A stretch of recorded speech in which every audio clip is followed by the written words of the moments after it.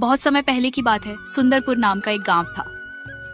इस गांव में मोहन अपनी पत्नी नीलम के साथ रहता था और वह बहुत ही गरीब था। वह अपने खेत पर ही निर्भर था और उसी में जो फसल होती थी उसी से वह अपनी आजीविका को चलाता था।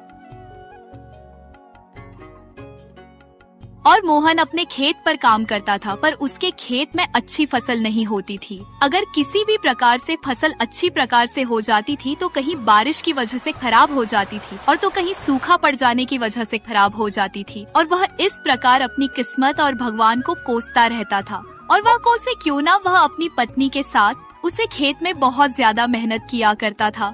इसीलिए जब उसकी फसल अच्छी नहीं होती थी तो उसे बहुत बुरा लगता था। और एक दिन जब मोहन खेत पर जाता है तो देखता है कि वहाँ पर कोई भी किसान नहीं आया है। सिर्फ खेत पर वही काम करने के लिए सुबह सुबह चला गया है। पर वह सोचता है कि मुझे मेहनत करनी है जिससे इस साल मेरी फसल बहुत अच्छी हो जाए।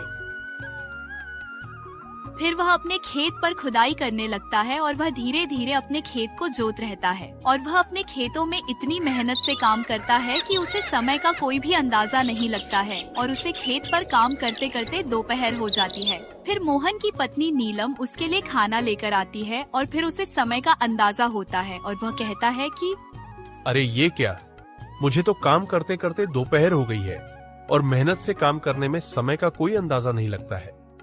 चलो, अब नेहा खाना लेकर आई है तो मैं खाना खा लेता हूँ और उसके बाद थोड़ी बहुत देर आराम करूंगा और फिर काम पर लग जाऊंगा। और मुझे इस बार अपने खेत में बहुत अच्छी फसल उगानी है। फिर मोहन की पत्नी मोहन से कहती है, अरे रोटी खा लो और फिर उसके बाद खेतों पर पुनः काम करना। आपको काफी भूख लगी होगी, सुबह से कुछ भी नहीं खाया है। कम से कम चाय नाश्ता करने के बाद ही खेत में आया करो। मैंने कई बार आपसे कहा है पर तुम मेरी सुनते ही कहाँ हो। अरे ठीक है भाग्यवान, मैं आ रहा हूँ। खाना खा लूँ उसके बाद फिर काम करूँगा। फिर मोहन खेत से निकलकर खाना खाने के लिए आ जाता है और फिर मोहन को देखकर मोहन की पत्नी नीलम उससे कहती है कि अरे जी, मुझे लगता है आज आप बहुत ज्यादा थक गए हो। अरे हाँ नीलम, मैं आज बहुत थक गया हूँ। सुबह से जब आया हूँ तब से कम ही कर रहा हूँ और जब तुम आई हो तब मुझे पता चला कि अब थोड़ी बहुत दोपहर हो गई है। और देखो, यह हमारे पड़ोस के किसान भाई कोई भी अपने खेतों पर काम करने नहीं आया, इसीलिए मुझे समय का और कोई भी अंदाजा नहीं लगा है। अरे जी, तो अपने यहाँ पर बैठकर आराम कर ली होती, जिससे आपको थोड़ा आराम मिल जाता और उसके बाद अपना खेतों पर काम करते।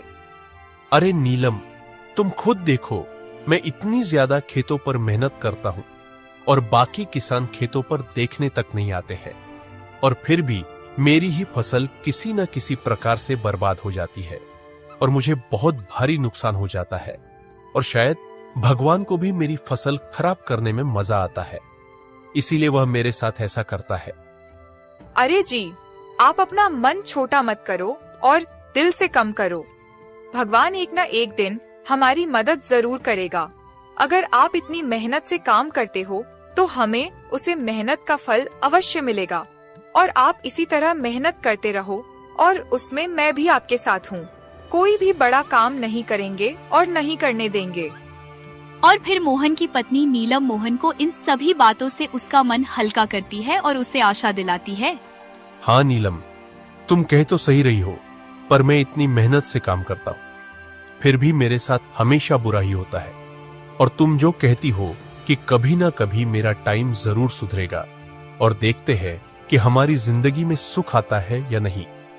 अरे जी, आप ज्यादा अब मत सोचो और एक ना एक दिन आप खुद कहोगे मुझे कि अब हमारी जिंदगी में कुछ सुधार आ रहा है। और आप इतनी चिंता मत किया करो, क्योंकि हम दो ही लोग हैं और कोई भी संतान नहीं है हमारी।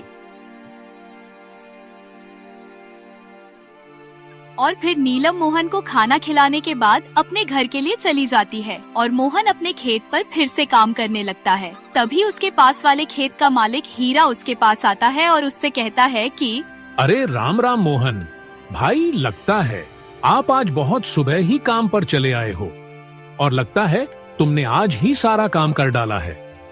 अरे कम से कम जब खेत पर आया करो मुझे भी बता दिया करो। मैं भी तुम्हारे साथ खेत पर आया करूंगा और मेरे खेत में भी जल्दी से जल्दी फसल आएगी, जिससे कुछ हमें भी फायदा होगा। हाँ, राम राम। हीरा भाई, मैं तो सुबह आज खेत पर जल्दी ही आया हूं, लेकिन आज तुम बहुत समय के बाद खेत पर आए हो। मैं तो आपसे भी कहता हूं कि आप अपने खेत पर जल्दी आया करें और उस पर ज्यादा से ज्यादा काम करें, जिससे हमारी फसल अच्छी होगी और उसमें ज्यादा पैदावार हो सकती है। और मोहन भाई, तुम्हें देखकर लगता है कि तुम्हारा काम पूरा हो गया है, पर तुम्हारे चेहरे पर बहुत ज्यादा परेशानी झलक रही है। क्या कारण है? मुझे भी बताओ मोहन भाई। अरे क्या बताऊं हीरा भाई, मैं इतनी सुबह और इतनी जल्दी से अपने खेत पर काम करता हूं, फिर भी मेरी किसी न किसी प्रकार से फसल बर्बाद हो ही जाती है। और आप लोगों का देखो, पता नहीं कितने टाइम खेत पर आते हो और नहीं भी आते हो, फिर भी आप लोगों की फसल बहुत अच्छी होती है। मेरी फसल हमेशा बर्बाद होती है। पता नहीं क्या है मेरी जिंदगी। अरे मोहन भाई, तुम अपनी किस्मत को लेकर इतना क्यों सोचते रहते हो? अरे हीरा भाई, अगर मैं अपनी किस्मत को लेकर को सोचूं ना, तो और क्या करूं। मेरी फसल कभी बाढ़ की वजह से खराब हो जाती है, तो कहीं सूखे की वजह से। बताओ मैं क्या करूं।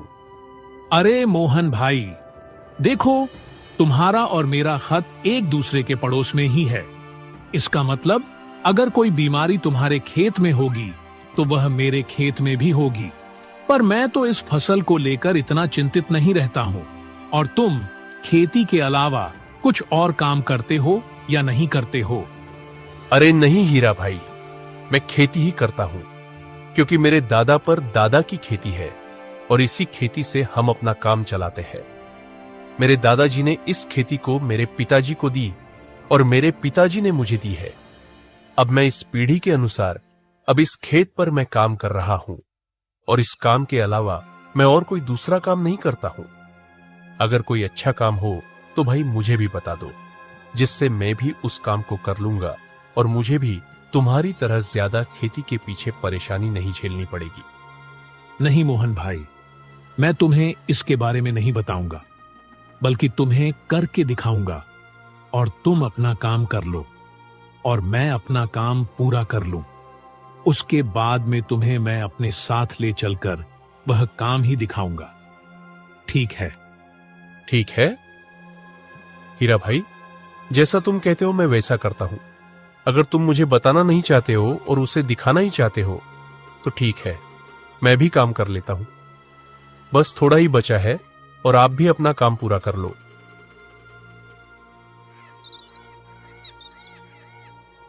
फिर हीरा और मोहन अपने अपने खेत पर काम करने लगते हैं और मोहन ने सुबह जल्दी काम शुरू किया था और वह जल्दी उठकर अपने खेत पर आया था।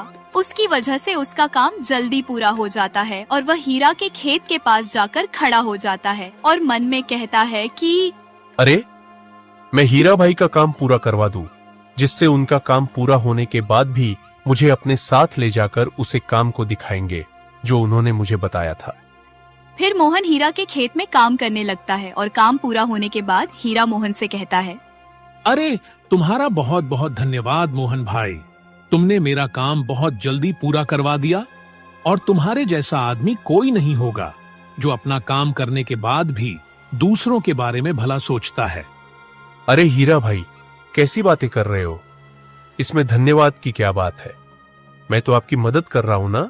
और जब आप मुझे भाई रहते हो और उसके बाद धन्यवाद भी करते हो, यह अच्छी बात नहीं है। मैं तो एक सीधा साधा आदमी हूं और आपने मुझे भाई कहा है, तो भाई का तो फर्ज बनता है एक दूसरे भाई का काम करवाने में। अगर इतना नहीं कर सका तो फिर फायदा क्या है भाई कहलवाने में।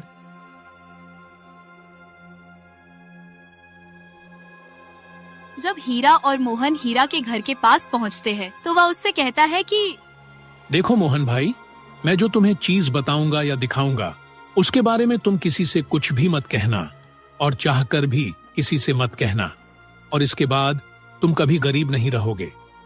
हीरा की ऐसी बातें करने के बाद मोहन को उसकी बातों में कुछ गड़बड़ होने का एहसास होता है और वह उसे कुछ गलत समझने की कोशिश करता है, क्योंकि अगर वह कुछ ऐसी चीज दिखता है जिसमें उसे कोई दिक्कत ना हो तो वह ऐसी बातें कभी ना करता। यह बातें मोहन सोच ही रहा था। तभी हीरा मोहन से कहता है कि अरे मोहन भाई, कहाँ खो गए हो? क्या सोच रहे हो? अरे, जो तुम सोच रहे हो वह बिल्कुल भी गलत नहीं है और तुम मेरे साथ अंदर चलो। फिर मोहन और हीरा घर के अंदर जाते हैं और हीरा के घर में ऐसी व्यवस्था देखकर मोहन उससे कहता है कि अरे हीरा भाई, तुम्हारा घर बाहर से एकदम कबाड़ लगता है और ऐसा लगता है पूरा खंडहर पड़ा हो, लेकिन अंदर तो किसी बड़े बिजनेसमैन की भांति इसमें सभी सुविधाएं हैं। या कैसे हुआ और कब हुआ? अरे भाई, अभी यह तो कुछ भी नहीं है जो मैं तुम्हें दिखाऊंगा। उससे तुम्हारी आंखें फटी की फटी रह जाएंगी। और फिर हीरा मोहन को मक्के को दिखाता है और फिर मोहन उससे कहता है कि अरे हीरा भाई, ये तो मक्का है, इससे क्या होगा और ये हमारी किस प्रकार मदद कर सकता है? अरे मोहन भाई, तुम कितने नादान हो, तुम्हें इसके बारे में नहीं पता है। यह मक्का मैंने चीन से मंगाई है। अरे हीरा भाई, यह मक्का हमारे यहाँ की मक्का के मुकाबले काफी अलग है और ये नेचुरल नहीं लगती है कि क्या ये कोई जादू मक्का है क्या, जो इससे हम जल्दी से जल्दी अमीर हो जाएंगे? अरे हाँ मोहन भाई, यह मक्का नेचुरल नहीं है। इसे खेतों में उगाया नहीं जाता है, बल्कि फैक्ट्री में बनाया जाता है। और ऐसा ही कुछ सोचो कि यह जादुई मक्का है। देखो, इस मक्के को हम अपने यहाँ के मक्के में मिला देते हैं, तो इसमें पता नहीं चलता है कि यह मक्का कोई अलग है या नहीं, जिससे हमें डबल मुनाफा होता है। अच्छा, अब समझा। इसका मतलब यह मक्का असली नहीं है, बकिया मक्का नकली है। पर या तो गलत बात है ना? अगर हम इस मक्के को असली मक्के में मिलाकर भेजेंगे तो जो व्यक्ति इस मक्के को खाएगा वह बीमार हो जाएगा और उसकी मौत भी हो सकती है। नहीं भाई, मैं ऐसा नहीं कर सकता हूं और तुम भी इसे बेचना बंद कर दो। अरे मोहन भाई, सोच लो एक बार, क्योंकि तुम्हारे पास भी यही एक चारा है जिसके द्वारा तुम भी अमीर हो सकते हो, और तुमसे ठुकराने के बाद चले जाओगे तो बहुत ज्यादा ही पछताओगे। कोई बात नहीं हीरा भाई, मैं यह गलत काम नहीं करूंगा। मैं किसी की जान के साथ खेलकर अमीर बनना नहीं चाहता हूं। तुम्हें ही यह काम मुबारक हो। मैं चलता हूं। और फिर मोहन वहाँ से चला जाता है और एक पेंट के पास खड़ा होकर कहता है कि अरे, मुझे लगा था कि हीरा भाई कुछ अच्छा काम बताएंगे जिससे मुझे कुछ पैसे मिल जाएंगे और मेरी अजीब का भी खेत से हटकर कुछ काम पर लग जाएगी। पर अब मैं अपने किस्मत को कोसूं या ना कोसूं, मेरी किस्मत मुझे हर बार धोखा देकर चली जाती है। या भगवान, अब मैं क्या करूं? और फिर यह बातें मोहन अपने आप में कर ही रहा था, तभी वहाँ पर एक बाबा आते हैं और मोहन से कहते हैं कि अरे बेटा, क्या कर रहे हो? क्या हुआ? तुम मुझे कुछ चिंतित लग रहे हो। मुझे अपनी परेशानी बताओ। क्या पता मैं तुम्हारी परेशानी का कोई हल ढूंढ दूं। और मुझे कुछ मत छुपाना, क्योंकि मैं तो एक सन्यासी हूँ। मैं तुम्हें एक अच्छी राह बता सकता हूँ। अरे बाबा, मैं अपनी किस्मत से परेशान हूँ, क्योंकि मेरी किस्मत मेरा कभी भी साथ नहीं देती है। अरे बेटा, तुम ऐसा क्यों कह रहे हो? अगर तुम अपना काम मेहनत से करते हो तो तुम्हारी किस्मत तुम्हारा साथ अवश्य देगी। अरे नहीं बाबा, मैं मेहनत करने से कभी भी पीछे नहीं हटता हूँ। मेरी फसल कभी बाढ़ की वजह से खराब हो जाती है तो कभी सुख की वजह से भरकर बेकार हो जाती है। और इस साल मेरी फसल सही हुई है तो बाजार में इसके दाम गिरा दिए गए हैं। अब बताओ, मैं करूं तो क्या करूं बाबा? अरे बेटा, तो तुम खेती को छोड़कर कुछ कोई और काम क्यों नहीं करते हो, जिससे तुम्हें खेती पर ज्यादा निर्भर रहना नहीं पड़ेगा। और जो तुम्हारे साथ ही होंगे वह भी तो इसी तरह परेशान होंगे जिस तरह तुम परेशान हो। नहीं बाबा, वह लोग इस तरह परेशान नहीं है, क्योंकि वो लोग कोई ना कोई इलीगल काम करते हैं जिससे उनका व्यापार चल रहा है। तो बेटा, तुम भी उसी तरह का कोई धंधा करो जिससे तुम्हें भी ज्यादा पैदावार हो और मुनाफा भी हो, जिससे तुम भी अपनी किस्मत को मत कोसना। अरे लगता है बाबा आप समझ नहीं पाए हो। वे लोग चीन से मक्का मंगाते हैं और मक्का खेतों में उगाई जाने वाली मक्का नहीं होती है। उसे मक्का को फैक्ट्री में बनाया जाता है, जिससे लोगों में इसे बेचने के बाद मुनाफा तो होता है, पर उस मकई के सेवन से उनका स्वास्थ्य खराब हो जाता है और वह बीमार पड़ जाते हैं। मैं नहीं चाहता हूं कि मेरी वजह से कोई भी बीमार पड़े या किसी को परेशानी हो, इसीलिए मैं यहाँ इल्लीगल काम नहीं करना चाहता हूँ। अरे क्या बेटा, वो मक्का खेत में नहीं उगाई जाती है, बल्कि उस मकई को फैक्ट्रियों में बनाया जाता है। अच्छा हुआ बेटा तुमने इस मार्ग को छोड़ दिया। अरे बाबा, अब तुम ही बताओ कि मैं इस मुसीबत से कैसे छुटकारा पाऊंगा और मैं अपनी किस्मत को कैसे सुधार पाऊंगा। इसके बारे में मुझे कोई उपाय बता दो। देखो बेटा, मैं तुम्हारी मदद तभी करूंगा जब तुम मेरा एक काम करोगे। बताओ बाबा, मैं आपके किस प्रकार काम में आ सकता हूं? मैं एक ऐसा व्यक्ति हूं जो किसी के भी काम आने के लिए तत्पर रहता हूं। और फिर आप तो मेरे मुसीबत का हाल बता रहे हो। मैं तो आपके लिए तत्पर हूं। आप मुझे बताओ क्या करना है। देखो बेटा, मैं मानता हूं कि तुमने इस काम को अपने ध्यान और दिमाग से मना कर दिया है, पर तुम्हारे घर में जो परिजन है उनसे भी पूछ लो वह इस काम के बारे में क्या कहते हैं, और फिर उनकी भी राय लेकर मुझे कल फिर से यही मिलना। फिर मैं तुम्हारी समस्या का हाल बताऊंगा। और फिर मोहन बाबा को प्रणाम करके वहाँ से अपने घर के लिए चला जाता है। और घर पहुँचने के बाद मोहन अपनी पत्नी नीलम को वह सारी बातें बताता है। तो मोहन की पत्नी उससे कहती है कि अरे जी, आपने बहुत अच्छा किया उस काम को मना करके, क्योंकि उस काम को करने के बाद हमें कुछ तसल्ली तो मिलती, पर हमारे द्वारा बेची गई उस नकली मकई को खाने के बाद लोगों का स्वास्थ्य खराब हो जाता और वह बीमार पड़ जाते, और हम नहीं चाहते हैं कि कोई हमारी वजह से बीमार पड़े। वाह नीलम, तुम्हारी सोच बिल्कुल मेरी तरह है। तुम भी नहीं चाहती हो कि हमारी वजह से किसी का स्वास्थ्य खराब हो और वह बीमार पड़े। आज मुझे तुम पर गर्व है, क्योंकि तुम भी यह मेहनती किसान की समझदार पत्नी हो। अरे जी, छोड़ो इन बातों को और इन बातों को। अपने ऊपर कोई भी प्रभाव मत पड़ने देना और इन सब काम से आप दूर ही रहना तो ही अच्छा होगा। और आप देखना है एक ना एक दिन हम जरूर मेहनत करके कामयाब होंगे, जिससे हमारी मेहनत का बहुत अच्छा रंग लाएगी।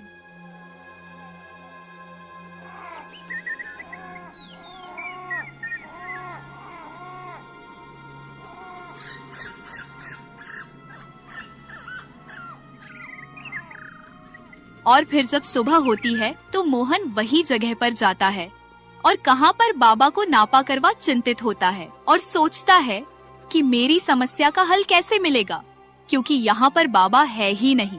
और जब यह सब मोहन सोच ही रहा था, तभी वहाँ पर बाबा प्रकट होते हैं। तो उन्हें देखने के बाद मोहन थोड़ा चौंक जाता है और फिर बाबा उनसे कहते हैं कि अरे बेटा, क्या सोच रहे हो? मैं यहीं पर हूँ, बताओ क्या कह रहे थे तुम? और तुमने अपने परिवार के सदस्यों से पूछा है कि उन्होंने तुमसे क्या कहा है? अरे बाबा, मेरी पत्नी से मैं जब पूछा तो उसने भी साफ साफ मना कर दिया, और उसने मुझे यह भी कहा है कि दोबारा उसे काम के लिए उसे व्यक्ति के पास मत जाना और उन सब का प्रभाव अपने ऊपर मत पड़ने देना। मेरी पत्नी का स्वभाव और विचार मेरे ही समान है और वह भी नहीं चाहती है कि हम कोई गलत काम करें जिससे लोगों में बीमारियां न बढ़ सके। तो ठीक है बेटा, तुम्हारी पत्नी की भी सोच तुम्हारी तरह, और तुम लोग एक दूसरे के बहुत ही पास के सोचने वाले हो। अरे बाबा, तो आप मुझे कुछ समस्या का हल बता दो जिससे इस समस्या से मैं दूर हो जाऊं। अरे बेटा, मैं तुम्हें आशीर्वाद देता हूँ जिससे तुम कभी भी असफल नहीं होंगे, और तुम जब भी लोगों की मदद करोगे मुझसे तुम्हारा ही कल्याण होगा, और तुम्हारी फसल कभी भी बर्बाद नहीं होगी, और ना ही तुम्हारी फसल बाढ़ से खराब होगी, और ना ही सुख से, और ना ही किसी कीड़े मकोड़े से। ठीक है बाबा, आप जब कह रहे हो तो ठीक ही होगा। और फिर मोहन बाबा को प्रणाम करके वहाँ से अपने घर के लिए चला जाता है। और फिर मोहन जब अपने खेतों पर काम करता है तो उसकी फसल कभी भी खराब नहीं होती है और उसकी पत्नी की प्रेरणाओं से और उसकी मेहनत से दोनों हंसी खुशी से अपना जीवन व्यतीत करने लगते हैं।